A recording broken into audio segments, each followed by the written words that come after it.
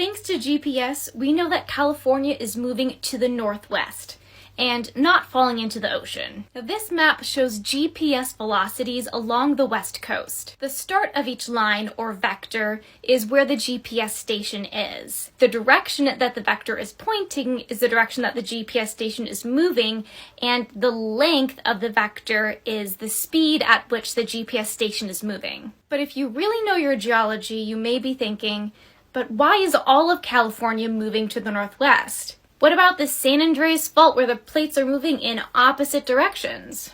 This is where reference frames come in. When you say GPS is moving, it has to be moving compared to something. In North America, we assume that the interior eastern part of the country is stable, like you've nailed it down. So GPS motion is compared relative to the stable center North America. But let's go back to the San Andreas Fault. You'll notice that the vectors on the left side of the fault are much longer than the vectors on the right side of the fault. Just looking at these two stations, the GPS station on the Pacific Plate is moving about 38 millimeters per year to the northwest, while the station on the North American Plate is only moving about 6 millimeters per year to the northwest. So given our reference frame, this shows that the North American Plate is kind of getting dragged along by the Pacific Plate as they slide alongside each other. And if you change the reference frame to right above the fault itself, then you'd see the type of relative motion we're used to seeing with the fault.